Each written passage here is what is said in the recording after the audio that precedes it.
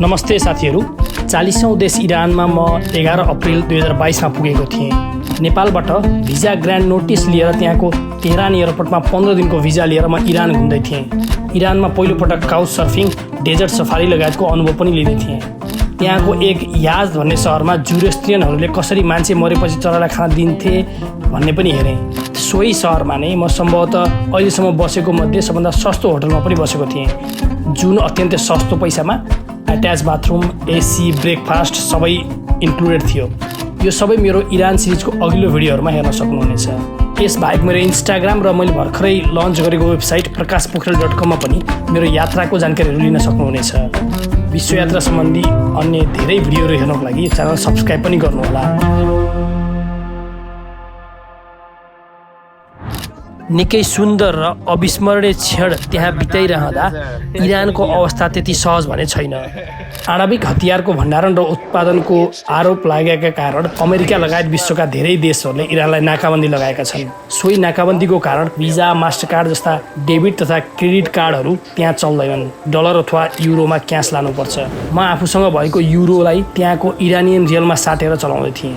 नाकाबन्दीकै कारण त्यहाँ इन्फ्लेसन पनि निकै उच्च गतिमा छ। मुख्य सहरहरूमा चिल्लो बाटो, अग्लो भवनहरू थिए, तैपनि जनताको खर्च गर्न शक्ति भने थिएन। नाकाबन्दी भएकोले बाहिरी देशको सामान आयात गर्न नमिले पनि उनीहरू त्यहाँ उत्पादनहरू आफै देशमा गर्दथे। इरानसँग तेलको खानी छ, जुन सोही नाकाबन्दीको कारण उनीहरू अन्य देशलाई बेच्न सकेका त छैनन्, तर आफै देशमा तेल भने निकै सस्तो छ।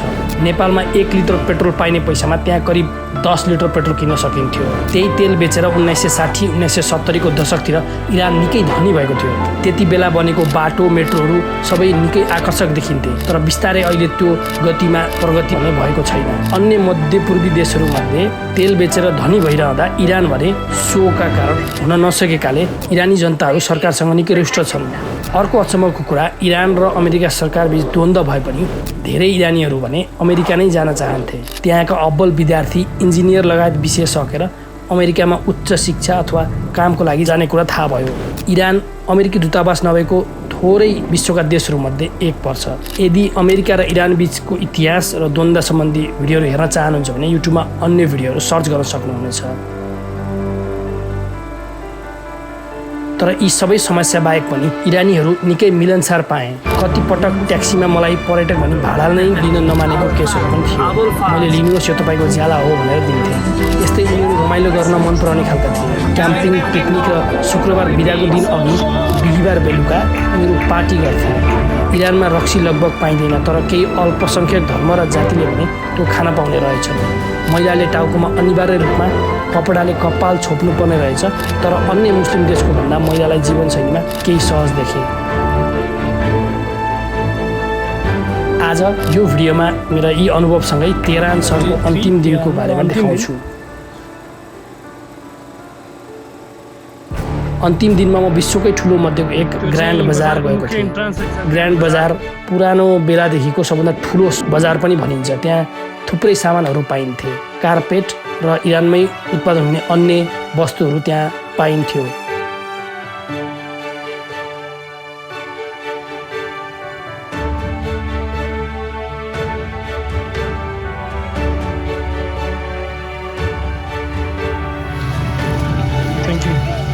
अब म गोलेस्तान प्यालेस जान्छु। त्यो गोलेस्तान प्यालेस उता सोध्नुपर्छ, यहाँ भिडभाड धेरै छ इरानमा। करिब 1-2 घन्टा ग्रान्ड बजार घुमिसकेपछि म गोलेस्तान दरबारतर्फ गएँ। निकै आकर्षक उक्त दरबारमा जानको लागि 10 लाख रियल तिर्नु पर्थ्यो भने भित्र गइसकेपछि हरेक भागको लागि छुट्टा टिकटहरू, एरियाको टिकट लिनुपर्छ। इरान पहिलेको पर्सियन राज्य पनि हो, त्यसैले त्यहाँ उक्त दरबारमा पर्सियन राज्यको बेलामा भएका सामानहरू देखाउनलाई राखिएको थियो।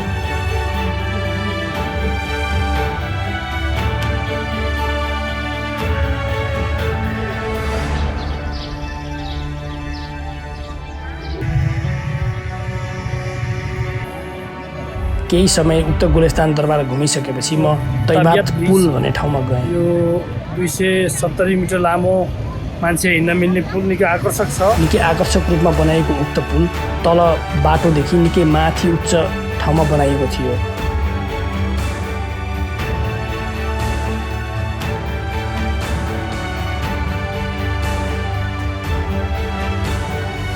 म उक्त पुल घुमिसकेपछि आफ्नो होस्टलको कोठामा गएँ। भोलिपल्ट बिहान 5 बजे मेरो फ्लाइट थियो। म राति करिब 12 बजे त्यहाँ ट्याक्सी बोलाएर एयरपोर्टतर्फ लागेँ। उक्त ट्याक्सीका ड्राइभर रमाइलो थिए। बाटोमा हामी भेडाको कलेजो पोलेको खायौँ र गफ गर्दै एयरपोर्ट पुग्यौँ। बिहान 5 बजे पेगासुस एयरलाइन्सको विमानबाट म 40औँ देश इरानबाट 41औँ देश टर्कीतर्फ लागेँ। आगामी भिडियोहरूमा म तपाईँलाई टर्कीका भिडियोहरू देखाउँछु। यस्तै भिडियोहरू हेर्नको लागि यो च्यानल सब्सक्राइब गर्नुहोला। धन्यवाद।